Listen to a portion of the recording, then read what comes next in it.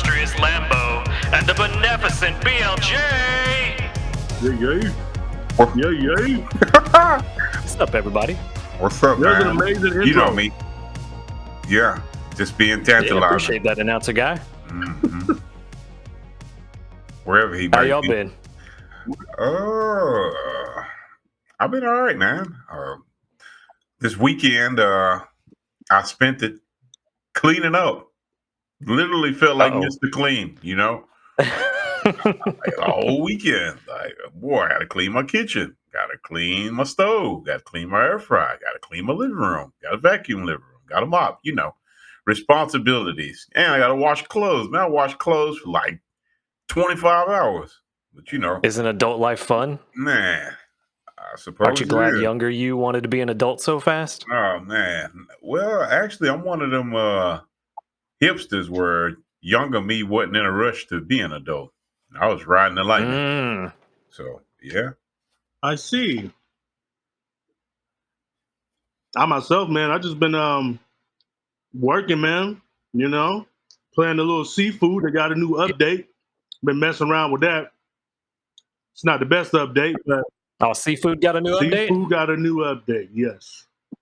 Ooh. You know, what's the update? they added cheats. So like they got like low gravity mode, which is really, So they heard exactly what we were talking about. I guess so. But they got low gravity mode, which is cool, I guess. But it's when you kill the enemies, they just kind of float. Like sometimes they kind of stand up like they're still alive. It's weird, you know. Yeah, so kind of mess with you a little so bit. they got that. They got like more tougher enemies. They got it to where enemies can have faster strikes. So they definitely put some modifiers in there that can like raise the difficulty on the game, which I like a lot because I thought the game was pretty easy, even on hard mode. So I've been having a lot of fun just trying to get through it without dying, you know. Which I die more now because they got those modifiers, but it's fun though. I'm just waiting for a new arena mode. I need waves of enemies. I'm waiting for that mode, and I'll be good. Oh, hell yeah! Yep. But that's all I have. As long as you're having fun, that's what counts. Yeah, exactly. As long as it's a fair challenge and you're having fun and you feel good when you overcome that challenge, there's nothing wrong with dying. Yeah. But that's all I've been on, man. Just working a little bit, playing that a little bit, and doing a little artwork. And that's about it, man. How about you? How about yourself? I've just been working, man. Staying on that grind, behind the scenes, out trying to make money, trying to survive, being an adult. Okay. Sounds like trying to find some interesting new recipes to cook because I enjoy cooking, but I just don't really have a whole lot of time to do as much as I would like. So I try to find some stuff that I can make pretty quick, 30 minutes to an hour. Yeah. I enjoy cooking too. I follow a lot of Instagram pages that give you recipes and like 30-second videos. I make those sometimes. Oh, yeah, Pretty good stuff. Yep. Found some really good pre-marinated chicken at Aldi's the other day. Threw that together with some peppers and onions and rice and beans, and that was some good stuff. It was like a citrus marinated chicken. Sounds like a good time in my mouth. Yep. Made a burrito bowl out of it, basically. Yeah. We trying to stay healthy in here, too. I mean, I try to, but that's tough these days. Yeah, with all those good French fries running around. You know what I'm saying? Say less. Yeah, but I got a quick question for you guys before we get into today's main topic. The quick questions return. Ask away. Yeah.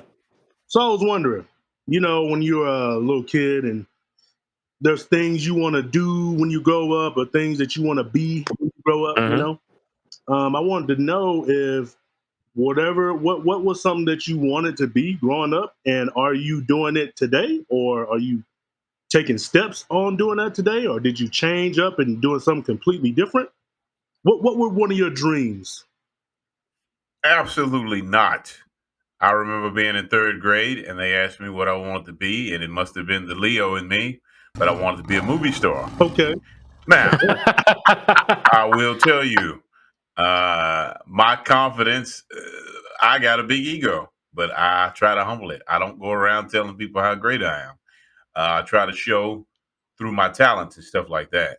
And your question was like, did I become what I wanted to be? Why or why not? I won't sit here and say that I didn't become a movie star because I didn't make it. The older I got and I started seeing how crazy Hollywood is and all the nonsense that goes on there, it kind of pushed me away from Mm-hmm. wanting to be an actor, a movie star. And even now, I have someone near and dear to me that wants me to visit LA and I don't want to go. Mm. With voiceover, those of you all that are just now joining, my name is Toro, and I like to think I specialize in voiceover. That's I've been practicing voiceover for over 20 years. But with voiceover, back to your question, I can set up shop anywhere. Mhm. It used to be you have to go to the studio and record, but now I don't have to do that. And I feel like I can showcase my talent, lend my talent to the world, and still make a great living off of it without being, in the midst of Hollywood shenanigans. Mhm. So I didn't become a movie star because I got older and the environment and atmosphere kind of uh, shooed me away. Like I didn't get a good feeling from it. So that's Now my you say you ordeal. could set up anywhere. Um, I know there are big studios in major cities, like up in Dallas. We have Funimation Studios. I think is up there, right? Yes. So even if you wanted to work with Funimation, would you still be able to do that from anywhere, or would they expect you to be in Dallas? So I think Funimation may be an exception to the rule because they're I an got you. animated show, and I believe they direct you. I said that all slow like a robot. Direct you, but I feel like they direct you, and Yeah. it's more hands on. But a lot of video game actors or actors who read for commercials or audiobooks, they still get direction, but they can do it from home. So Right. I Right. I believe the actors in Funimation they do come to the studio. But that was a good Well, question. if you're doing well, I mean, voice acting is the thing you want to do. That's still, I mean, you're not necessarily a movie actor, but that's still in the same realm. So you're still kind of doing what you want to do, right? And I want to agree with that, but when I was younger, I wanted to be the movie star. I didn't even know around like third grade. I was like 9. I didn't know that I could do those voices.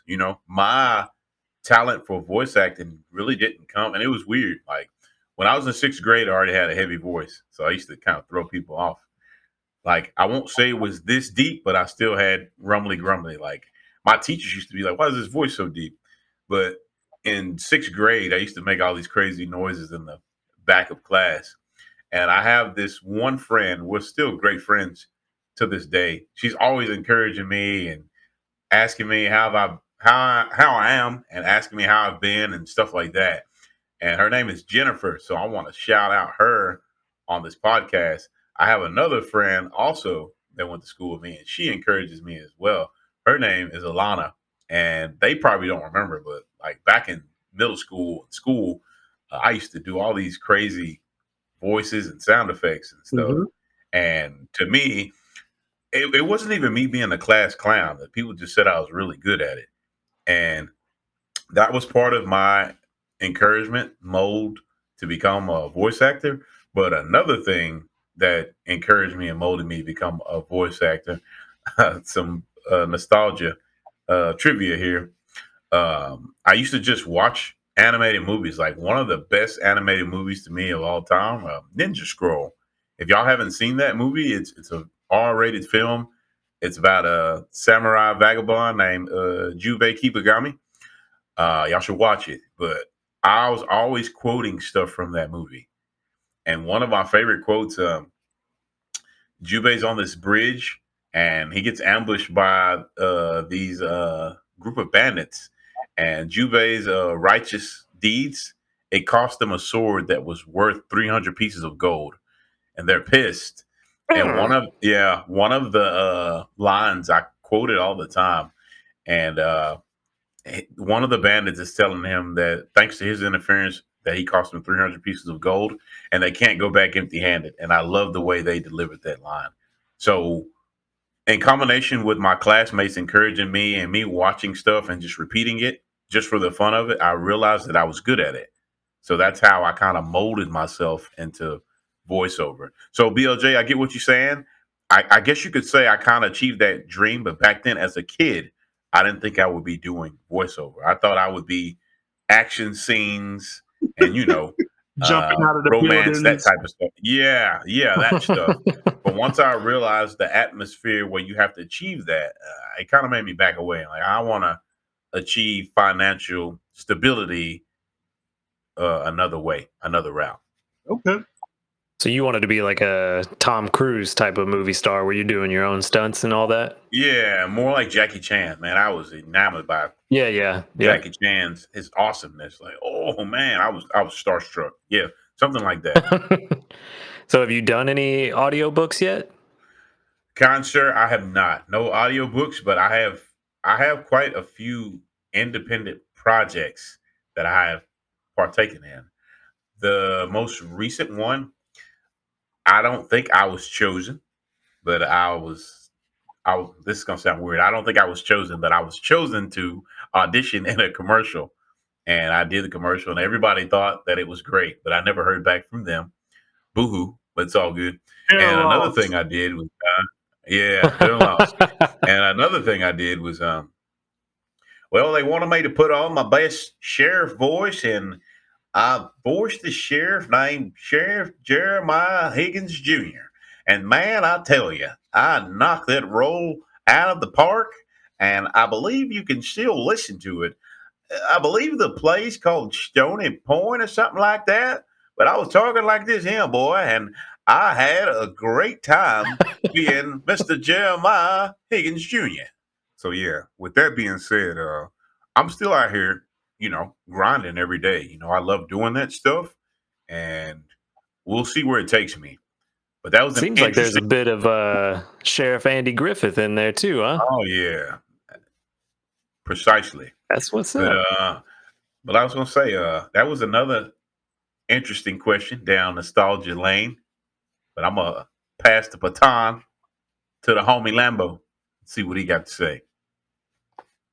Well, I'm definitely not doing what my first or even my second like childhood dream of what I wanted to do was. Uh this is probably the Aries in me, as you would say, Toro, is that I wanted to be an astronaut when I was a kid. Like, and I still kind of do to this day. Like, it would be, to me, space is super fascinating, and I love all these things that we're seeing now. We've got this new telescope going up with all these new pictures they're taking and everything, and it's fascinating to me. Space and astrophysics and all that is super interesting. But that was kind of like, every kid wants to be an astronaut or a firefighter. At one point, a lot of us want to be those like big over the top things. But my first like down to earth, no pun intended, dream that I had was to be a veterinarian. And I Okay. actually pursued that for a little while when I was younger. I volunteered at a vet clinic for like 2 years, trying to learn everything I could while I was there, and did that for both 7th and 8th grade. In junior high, we had a clinic right across from the junior high. So I'd get out of school and walk across the street and go to work for a couple hours, try to soak up everything I could while I was there. And they started me out just doing menial things because I was a kid, feeding the animals, taking them out to the bathroom, making sure they had everything they needed in their cages were cleaned, and then worked my way up towards surgery prep and drawing medications. I couldn't give them for legal reasons, but I could prep the medications and vaccines and all that stuff. So learned quite a bit while I was doing that. And then I don't know if I just grew out of it or what, but somewhere along the lines, just didn't want to do that anymore. People wake up Changed my thinking mind. different every day. Yeah, you're right. Yeah. Then here I am, still trying to figure out what I want to do. All I know is that I don't want to be stuck working for somebody else, doing a job that I only just have to do to survive for 40 years. That just sounds awful. It does. So, trying to make my own path, really. Yeah. Ain't we all? Yeah, just trying to figure out what that path looks like. Is it my turn? Here's What about hoping you, we all BLJ? find it. Yeah, right. You said what? Here's hoping. What'd you say? So what about you, BLJ? Oh, one thing. So you mentioned that you're really into like space and that really interests you. One thing that really interests me, I mean, it's not space, but one thing that I really would like to see in my lifetime, and I don't know if it would ever happen, but I would love to see like under the sea, like in like all the oceans. Like I want to know like the different types of fishes there are. I'm a firm believer that a lot of things that have happened in history are probably like buried at sea. Like things that if we saw, we can be like, oh, this is what really happened, or what is this, or just new discoveries in general. Oh, yeah. And I don't even think they have equipment strong enough to go like past a certain like sea level. Like they can't go too deep, or else the pressure will like crush everything. So that kind of sucks. But I really believe just things that went on in history, a lot of the answers are probably just washed up beneath sea. Like Amelia Earhart's plane. Anything, cities that disappeared a long time ago, or maybe. Yep. There's also with missing planes, I forget what the name is, but there was, if I remember correctly, there was like a squadron of like 4 or 5 planes that went missing. And this one got attributed to the Bermuda Triangle, which we know now is just superstition. There's nothing really to it. It just coincidentally, a lot of things happen around that area. Right. But there was like 4 or 5 planes, I think, in this squadron, and they went missing, and they never could find them. And they were only like 90 miles off the coast or something like that. Yeah. Oh, damn. Yeah. Mm-hmm. Yeah. I just feel like there's a lot of things. So there's all kinds of crazy mysteries out there in the ocean. Yeah. And then sometimes I'll randomly see like news about like a different octopus or shark or something that's like so far down that they've never seen before, so stuff that's buried at sea really interests me. Like one thing I want to do before I die, even if it's possible, like I would love to just know like what's under there. Let me ask you this. What if you could take a trip to the bottom, but there was no coming back? Like they told you up front, hey, it's a one-way trip, but you can go all the way down. I'm coming back. No, you wouldn't do it? No. You said I can't go back. Yeah. Yeah, it's a one-way trip, but you can go see what's down there. Oh, man, that is a interesting offer, though. But then, like, I have to take all the secrets with me because I can't come back. No, you can have a radio. Oh, radio. That's 3,000. You can radio back what you see. I guess, man. How far? I mean, I said 3,000 feet. It's probably way deeper than that. Yeah, that was definitely deeper than that. But no, I wouldn't do that. But I would love to see that. Fair enough. Because then that'll be like I'll go down there and then I carry all my secrets with me. Even let's just say I had a radio, right? Because of how deep I am, the reception wouldn't work. Mm-hmm. I'd be crackling up. They couldn't even hear me. I'd be like, hey, I just, They'd be like, what is he trying to say? They would never know, But anyway. Yeah. That's one thing that interests me, though. I found. Exactly. No, but when I was way younger, just a wee lad, I really wanted to make video games. I remember Mm. I remember Yeah. myself and like my next door neighbor friend. We were like 6, 7 years old, and I remember we were thinking of different like console names. Like we were just coming up with them. Like, man, I want to make one called this or one called that. You know what I mean? So, What was it called? I remember one of my ideas was the glow machine. The glow Yeah, machine. All right. I think. And what was the principle Well, behind that? I mean, I don't know. I was 6. I just knew it was be a video game system, but Oh, all right, fair enough. I'll stop with the questions then. but I knew that I wanted it to like glow in the dark, though. You know what I mean? Like, Right. yeah. So that's one thing I wanted to do. Then as I got a little bit older, and I was like in middle school, freshman in high school or whatever, I really wanted to do graphic design. But the reason I wanted to do graphic design is because I thought that's what like you do to make like the art for video game posters or box art. You know what I mean? Or even like stuff that's inside the video game. Because I that's just me thinking without having any knowledge of it. But I thought, oh, if I was a graphic designer, I could get into the gaming industry like that, which I think that's possible, you know. But Yeah, I was gonna say I don't think that's too far yeah, off. so even then, it changed up a little bit, but it was still revolving around like getting into the gaming industry, you know. But Right. am I doing those things now?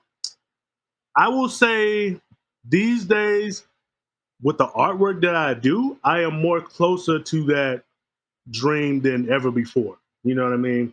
I'm not in contact with any, you know, gaming developers or companies or nothing like that. But the stuff Yet. that I do, I could easily just, you know, draw up some concepts and send it somewhere, and someone could be like, "Hey, I like this.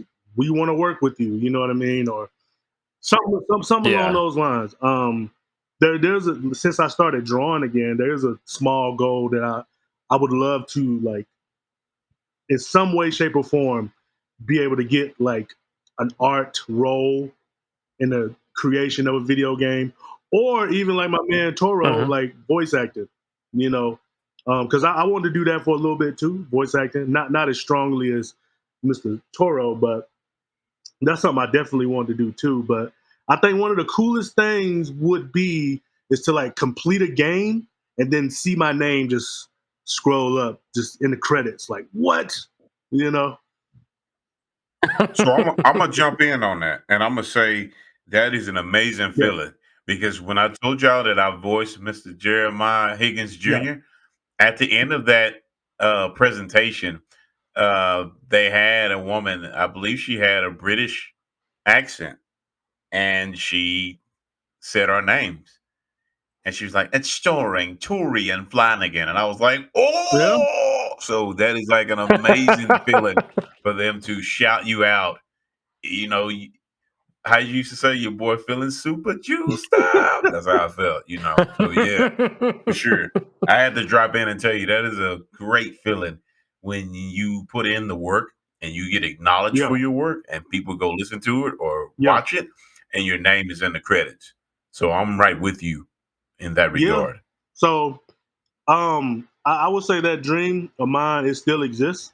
I just feel like these days, like because of the artwork that I do, I feel like I'm closer to it, but I'm not doing it currently, like working with a gaming company, but sooner or later I'll get there, you know. So that's it for me, man. I still want to be in the gaming industry to some degree, you know. Yeah. Yeah. I think that'd be pretty fun for any of us. Hopefully. I mean, it might be one of those things you get a job in it Yeah. and it sucks. Like, man, I hate this, you know? Because Hopefully there not. have been. I know there's a lot of people that go into video game testing and they think that, oh, I just get to play video games all day, and then they figure out what it means to actually be a video game tester, and they're like, man, this sucks. I don't even like Yeah. And this. then I've heard stories of certain companies, one in particular, the Telltale series games. A while back, uh, they weren't looked to. People were a little upset with them because Mhm. they were really pressing their employees to like work these really long hours to get these games done. Crunch. Yeah, crunch working or Mhm. whatever, you know. And I remember the company had actually went out of business. Like it was just really going bad, and I think somebody just reinvested into it and got it back going now. But for a little bit, that was a story behind like their how they the process of their video games they make. You know, they have people work these long hours, Yeah. multiple days in a row. People barely get time off, and you know that's been a thing for some of these gaming companies. I think I even heard that about like some Rockstar games, like Grand Theft Auto and stuff. Yeah. So That's what I was gonna say. It's kind of been in the news over the last couple of years for a lot of developers. You know, big developers too, not just what was it, Take Two, or who was it that did the Telltale games?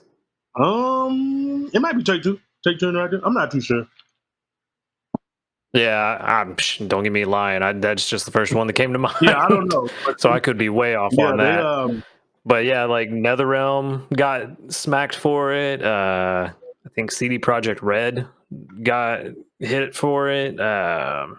Like big name developers were in the news for like really just destroying their employees at the end, you know, the last 3-4 months of the development cycle, having them work 60, 70, 80-hour weeks and, you know, not really getting a chance to go home and rest or be with their families. And like it did not go well. And then we see, you know, with all that crunch that they put in, we see how bad Cyberpunk was when it came out. So like, man, you did all that for what? Yeah. So I would hate if I got into the gaming industry and then it turned out to be that. I'd be so disappointed. I think there are a lot of developers that are coming around from that and being a lot more cognizant of crunch and not doing it to their employees. I mean, I'm sure it's still happening all the time, but I think the tide is changing on that one. Hopefully. Because all the work that goes into these games, it sucks to hear that the people that are making them don't really have time to themselves to just take a breather, you know? So hopefully it turns around. I mean, really the only way that's going to happen at this point is if you're an indie developer, because then you can, you know, pretty much set your own pace. Right. Well, anyway. So that was but speaking of people being pissed off at game devs, did y'all hear about this crazy shenanigans going on with Activision Blizzard and their game Diablo Immortal? No. Activision Blizzard always in trouble, man. Activision when they merged, they what is it? They bad boys. They always doing all something. So why don't you elaborate? What did they do? It's Activision that's the problem for sure. So they have this game Diablo Immortal, right? Are y'all familiar with Diablo? Yes, I am. Okay, cool. So Diablo Immortal comes out. It's a game as a service type of thing. They have microtransactions where you can purchase premium currency to spend on cosmetics and other in-game items. And it's not just cosmetic stuff. Some of the things you can buy actually have an effect on the game itself. So you can enhance your performance in game, affect competitive play. Sort of. It's from if I understand correctly, it's to get reroll chances on rune drops and things like that. So it does make your character better, but it's not a guarantee. Like there's still a gamble to it. But they had it set up to where you could get like 60 of these orbs, eternal orbs. And you could get that for $1, or you could get up to 72 or 7,200 orbs for $100. And then you would be spending for a cosmetic anywhere from 1,000 to like 1,700 orbs for a cosmetic item, or about I think it was like 100 or something orbs for getting those the rune rerolls or something like that. A crest, that's what it was. You get crest for like 100, I think. And well, people didn't like those prices, and as happens with any game as a service or MMO, I mean, Toro, I know me and you have some MMO experience. I'm sure you've seen, just as I have, in, when you go to a major town, in the chat, there's like, oh, we're selling cheap gold, blah, blah, blah, right? Yeah. So they had several third parties that were selling orbs for cheap, where you could buy like that 7,200 bundle that would normally be $100. They were selling them anywhere from $10 to $50. Mm. So of course, players availed themselves of that route because they felt that the orb prices from Activision Blizzard were too expensive. And then Activision Blizzard, after these players had bought their orbs and spent them, denied the transactions, which put these players into orb debt in the game. Orb debt. Yeah, so they actually have a negative orb balance. Mm. And in order to continue playing the game properly, the players were told that they would have to buy the difference in orbs. So let's say let's just make it an easy number. Let's say you were negative 7,200 orbs. You were expected to pay Activision Blizzard $100, get no orbs. That would just bring you to zero before you could play the game properly. Man, that sounds horrible. Because they awful decision. They trying to tank their game. I don't know too much about it, but from what you're telling me, it seems like they are destroying their customer service reputation more and more by the day. Yeah. Man.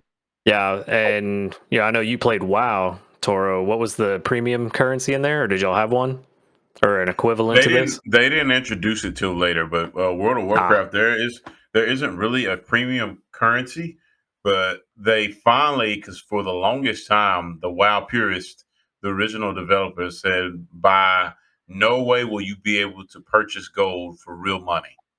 They said no, no, no, Right. no, no. Absolutely not. And then one day out of nowhere, hey guys, controversial subject here, but we're finally allowing you to buy gold for real life currency. And people flipped out like it was a standstill.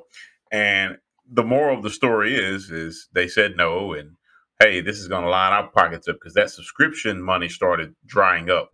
Yep. So they open the floodgates and we're going to let you pay us for gold now. And of course it works. People want to get ahead. And it's still controversial a little bit, but the good gear you get out of raids. But sometimes people will get a bond on equip drop that they get from a raid and they put it in an auction house for crazy amounts of gold. And you can pay real life currency to get that item and power up your character. And it's definitely, while it isn't overwhelmingly pay to win, because you need a lot of money, but you can definitely, pay to win. But you're gonna drop out a lot. You're gonna need a lot of guap to fully get the full benefits of pay to win. But I'm not really big on that. Like, I'm all for being able to pay for cosmetics and stuff like that. And WoW, it's more of a PvE game.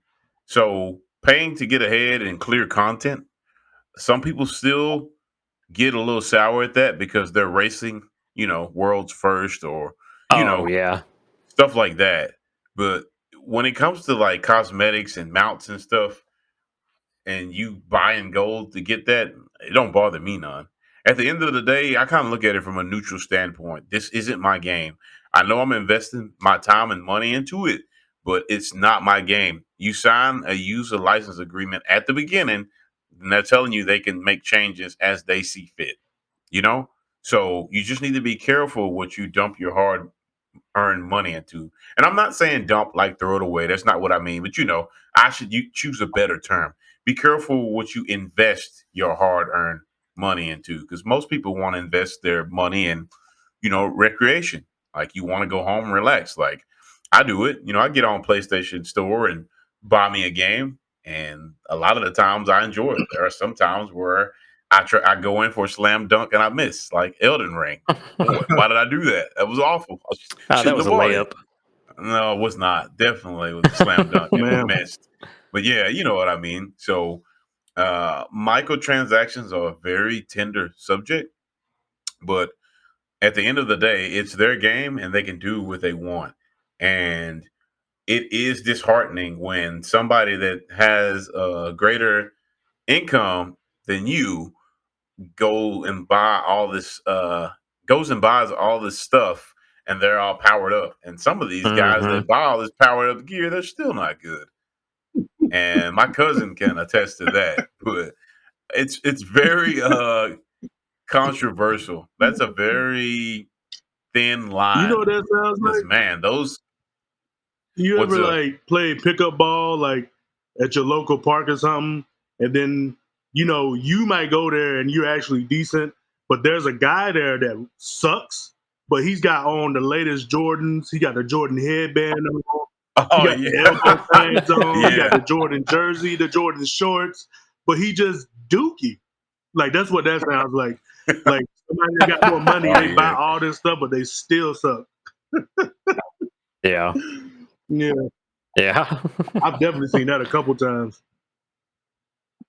And see, like there are a couple of games that I've played that I feel did the microtransaction thing pretty decently. Um, Rainbow Six Siege is one of the first ones that comes to mind.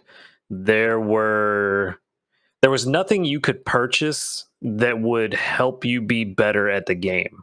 Everything that was related to gameplay was available to everyone almost instantly. There were a couple of guns that were like you had to quote unquote purchase, but it took you like 4 or 5 matches to be able to afford them. And by the end of the first season, if you didn't have everything unlocked, something was wrong with you. Like you didn't even try. But everything that they had in their microtransaction store was cosmetic focused or was like XP booster packs to rank up your player level faster, and your player level earned you premium currency that you could use to then purchase more gear and characters. So you weren't purchasing anything that gave you any kind of edge in a fight. Mm. And then Warframe was another one that I think did really well. Is a free to play game, so of course they had microtransactions, and you could purchase the newest characters for when they would come out. And there were certain gear and cosmetics that were available for purchase with real money, but everything that you could unlock with real money was also farmable in game if you put in the time to farm it. Okay. Don't sound too bad. Even premium currency could technically be farmed. You just go farm what people are willing to pay premium currency for and go sell it on the market, and then you get premium currency without spending real world money. And then you can purchase the things that you want with premium currency. So I felt like that was one of the best examples I've seen of a good way to do microtransactions. Okay. Actually, 2 really good examples from both a PvP perspective and a PvE perspective. Right. Right now, it's all about the greenbacks, man. They Mm-hmm. kind of throw ethics out the window, and just long as it's not too extreme, they kind of want to meet the middle point, right? Yeah. To where it's not too outrageous, and they can still make that money. Because who can have enough money, right? Like some people Yeah. want to reach the ceiling, and they'll cut a hole in the ceiling so they can make more. So that's more of that thing. Not bashing Activision Blizzard or the WoW cycle. It is a vicious cycle. Introduce a new expansion. People buy it, say it sucks, whine, complain in the forums, say they're done with WoW, they're never coming back. They'll release the second half of the content. Same people said they aren't coming back, come back, play it, whine some Mm-hmm. more, say hey, this game is trash, I'm done, I'm so done. Release a new expansion and they come back. It's sad. It's a very sad relationship. Me, I kind of just play it, do what I want to do, and I leave. I don't really blow up the forums or nothing, Yeah. I just do what I need to do. But yeah, I get where you're coming from. But I think that Microtransactions, I think we spoke on this before, but very briefly. They're a great way to support the game post launch, especially when microtransactions introduce meaningful content. But I'll give you a great example. There's a game, and we featured it on our podcast before. It's called Tales of the Abyss. It's made by Namco. I think it was before it was even Bandai Namco. I think so. That game, it's a Japanese RPG. It's great, but moral of the story is there were a ton of costumes that you could unlock from Mm-hmm. doing certain tasks in the game. They had New Game Plus, so all the weapons and upgrades that you earned from honest gameplay, you could play on your next adventure. Let's fast forward all the way to 2022. Tales of Arise has came out. That's one of the newer entries in the series. There are some costumes I think you can earn in game, but now you have to buy your costumes instead of Mm-hmm. earning those with that hard earned hard earned reward, that honest gameplay. You play honest and you don't get rewarded. And it's the same thing. Like the game's still the same. They've added some new mechanics, but they took that away from us to make us shell out more money. Yep. That's the predatory microtransactions that I'm not fond of. Come on, costumes, and we have to buy them. Same Oh, thing with. I was gonna say same thing with like you were saying earlier about what did you say they were? Like you could buy 70 of them orbs or something. That's like a oh lot of yeah, these yeah. the What are they orbs, called? Loot boxes eternal got so orbs. bad. Yeah, loot boxes got so bad that in some countries they got banned because they said they were Mm-hmm. predatory. Yep. People, it sucks, but people can't control themselves sometimes, They and get addicted to that gamble.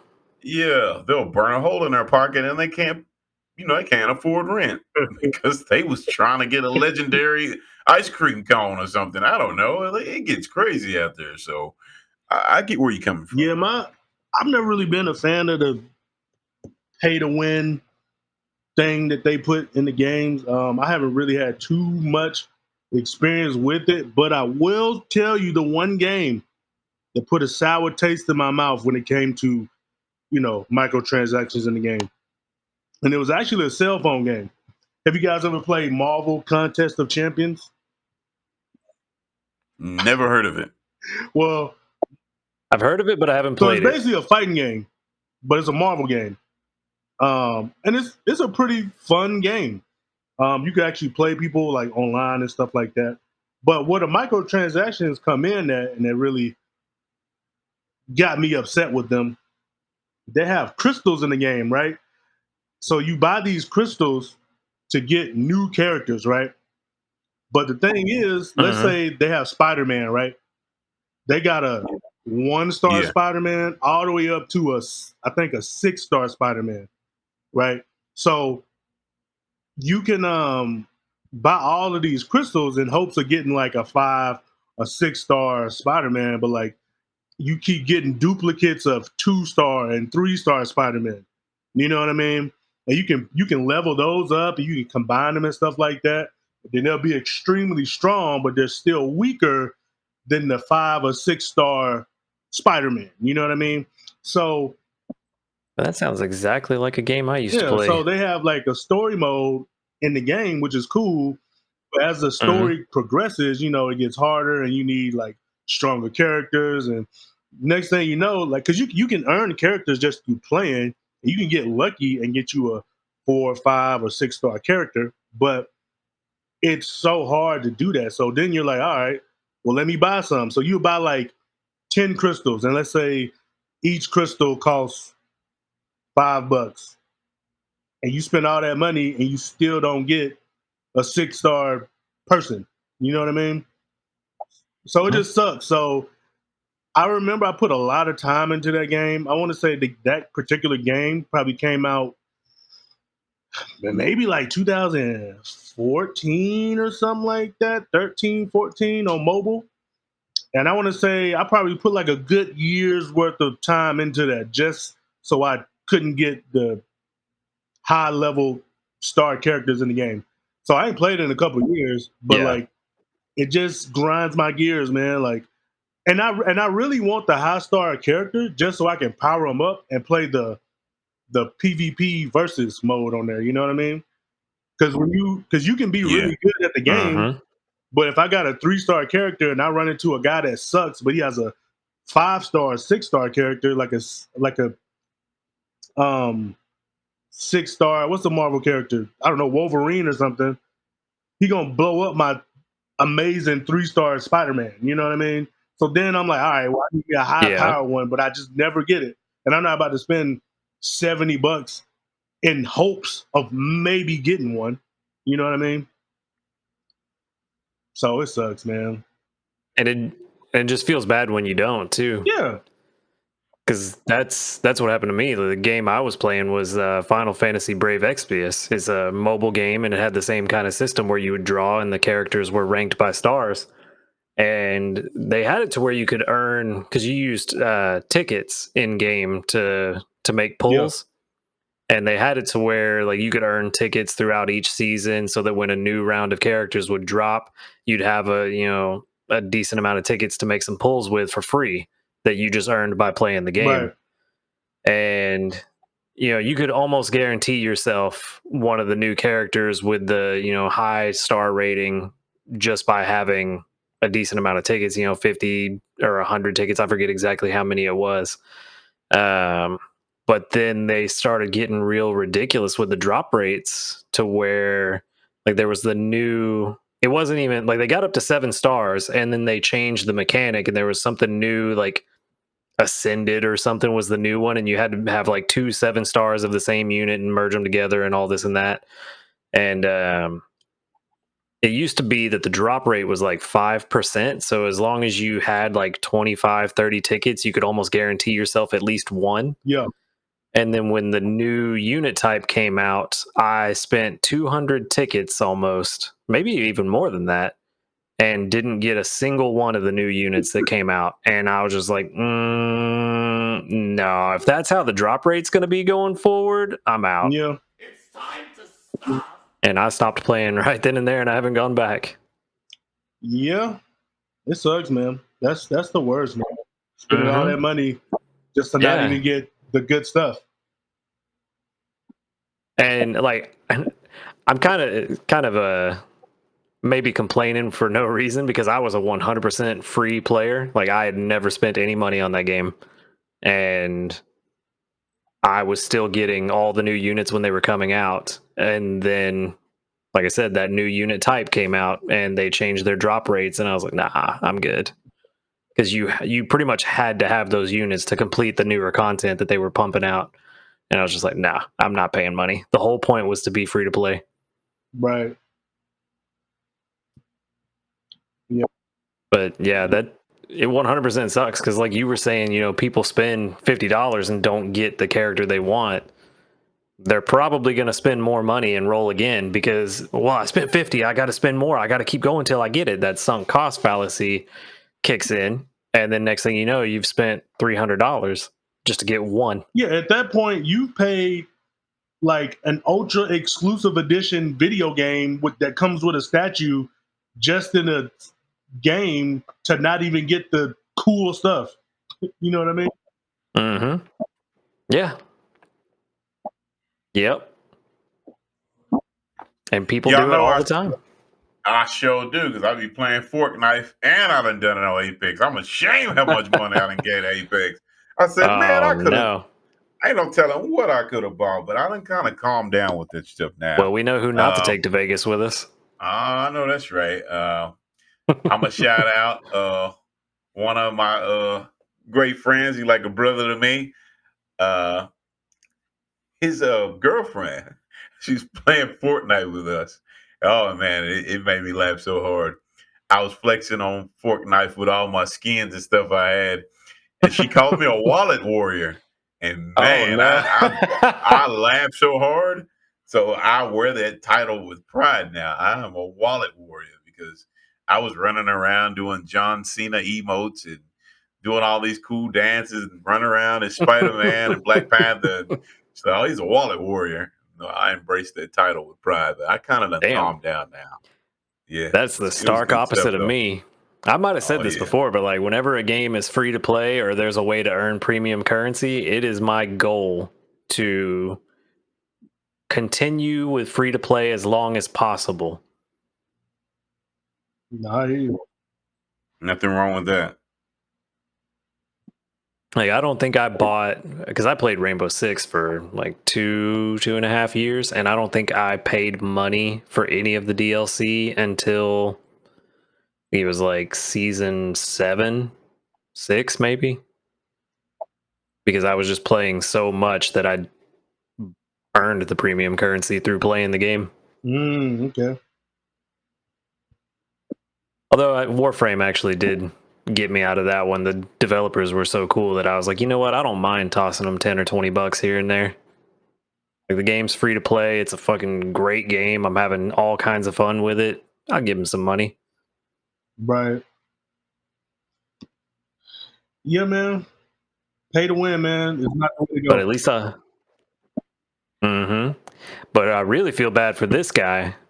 He after Activision Blizzard canceled all of his orb purchases, he is now sitting at negative 2.5 million almost orbs, and has estimated that to buy those orbs back would cost him almost $35,000 to be able to play the game again. That sounds amazing. That sounds awful. That sounds terrible. Because if you think about it, let's say he paid, what, 10 cents? Let's just go on the ultra conservative side. Let's say he paid 10 cents on the dollar.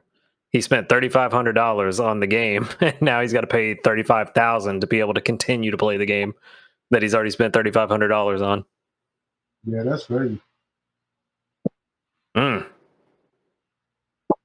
Yeah. That's Activision Blizzard for you. Well, hopefully they realize that that's not the way to go. But it's gonna continue though. You still got people out there that's gonna buy the stuff. And that's another thing too. Like people say they don't like microtransactions and stuff like that.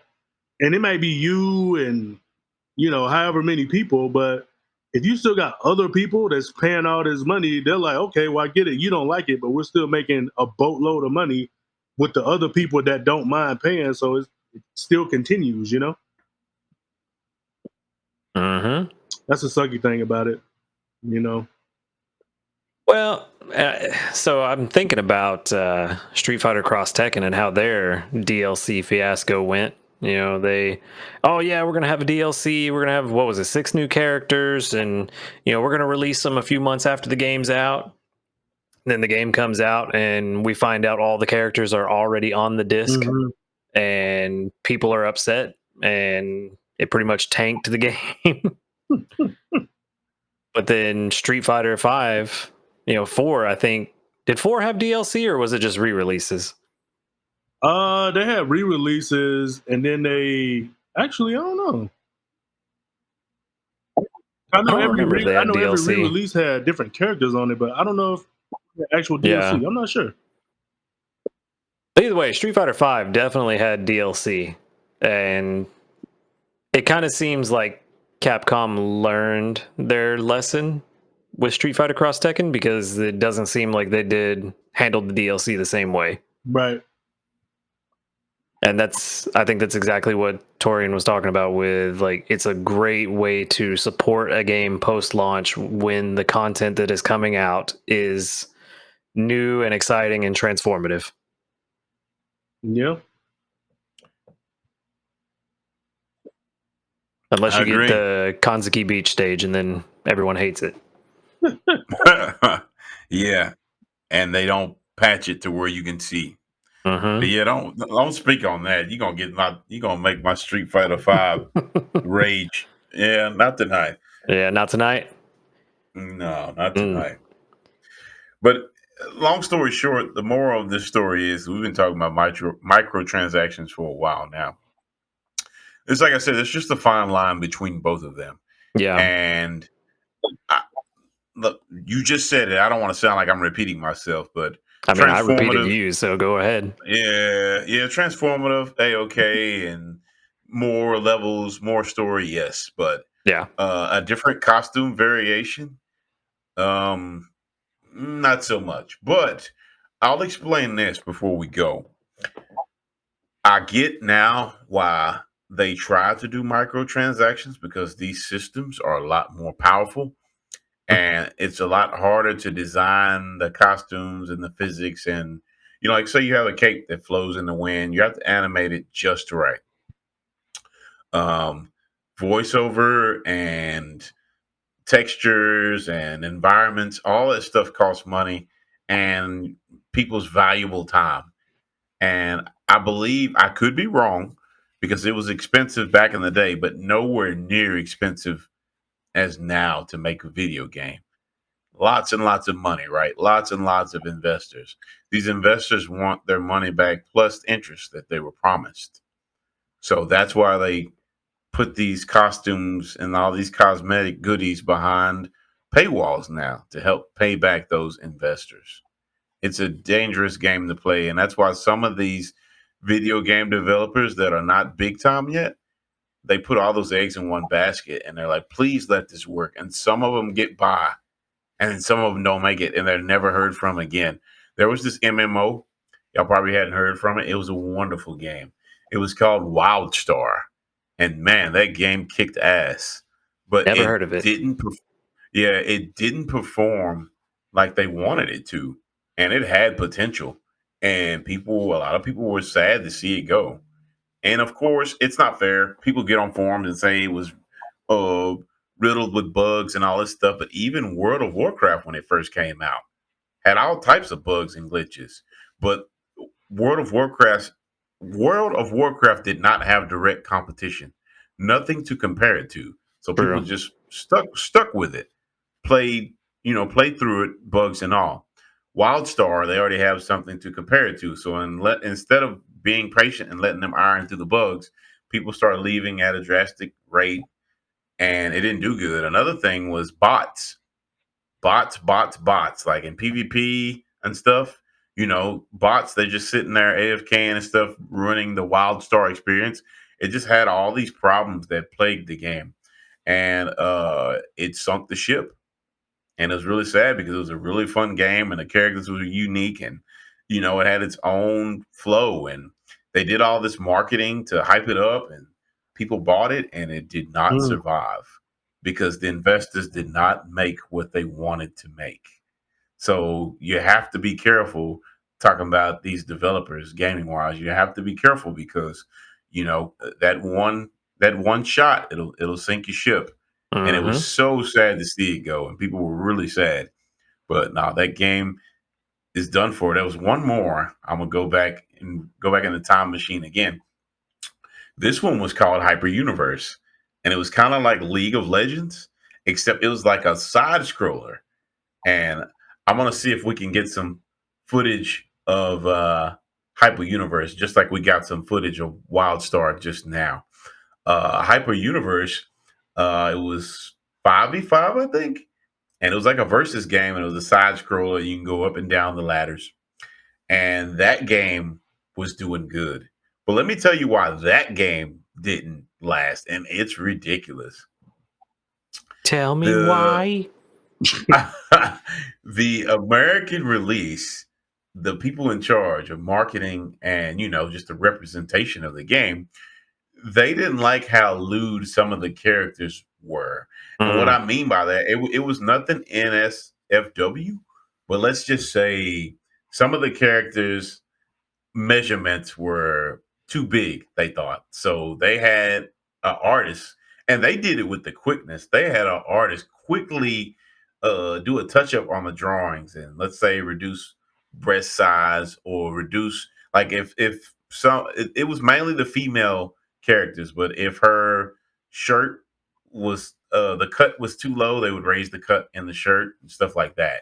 And Weeb Nation was not having it, and they blew those forums Mm. up, and people literally review bombed the game and stopped playing it. And I enjoyed that Mm. game, and the changes were noticeable, but it wasn't that crucial, my dudes. Was not that crucial, and it ruined that game. Investors didn't make what they wanted to make. They were mad. Everybody jumped ship. It was out of nowhere. They wrote an apology letter saying that this game is going in a direction that they wanted it to. They're not going to give in to the demands to because the people who were review bombing the game even had a solution like, well, just give us a toggle switch. Give us a toggle switch to where the people who want the lewd art can keep it. And that would have fixed it. But they said no. And they stayed on the ship and it sank. So those investors have the power, you know. They're investing in the game. So that's a big reason of the birth of microtransactions. They're like soft padding just in case the game doesn't sell what they want to sell. Those microtransactions can make up for that and perhaps surpass expectations. True. So those are the dark side of microtransactions. And as our co-host BLJ said, I think he said it, that's why they're probably not going anywhere because they're a powerful tool in regards to making those greenbacks. Yep. So I took the floor.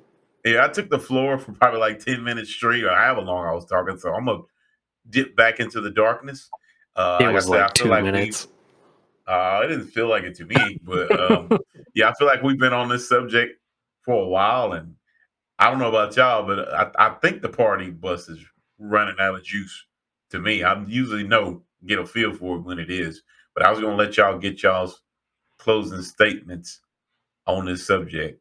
The only thing I wanted to add was that a part of the Diablo thing that I didn't get to or forgot to mention was that the orb prices have been going up since the game released. They said that it used to be $20 for a pack of 7,200 orbs, and then it went up to 50, and then up to 85, and then now up to 100.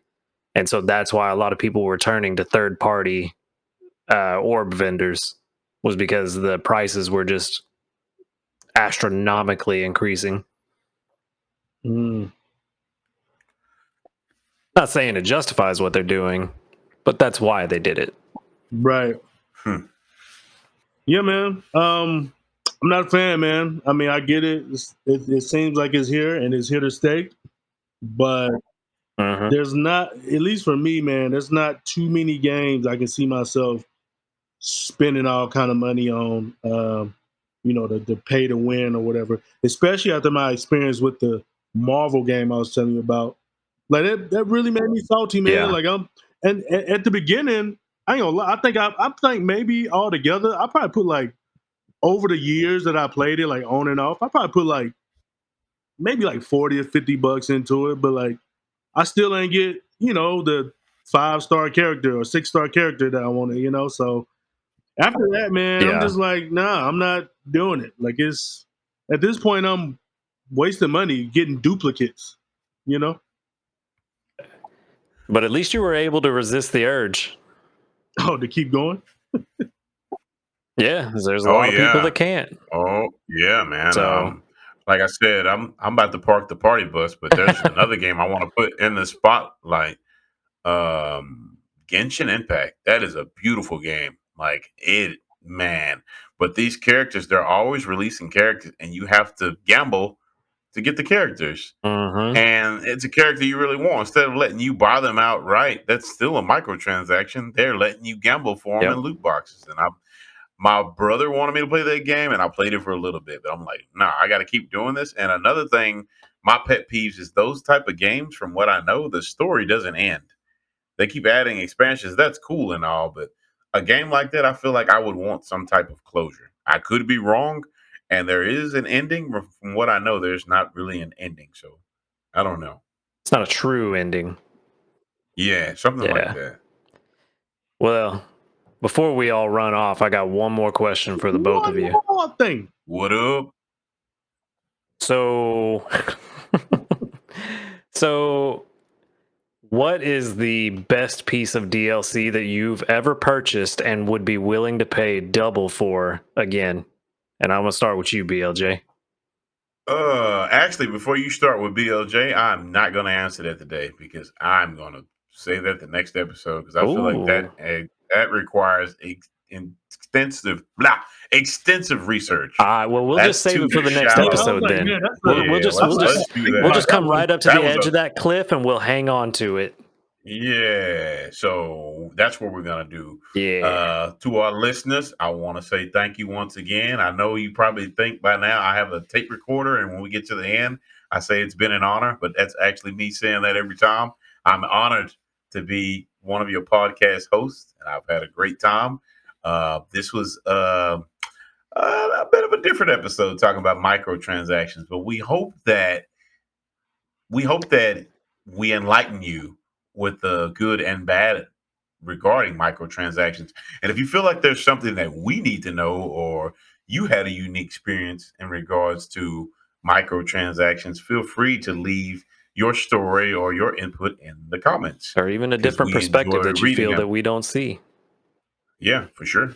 Let us know something. Mm-hmm. For sure. Until next time, guys, keep playing video games. Keep having a great time, and don't spend too much money on this nonsense. Don't let them suck you in. Right. Yeah. All right, guys, what are we playing tonight? Let's go play some Diablo. Sifu or Diablo? We'll flip a coin. Yeah.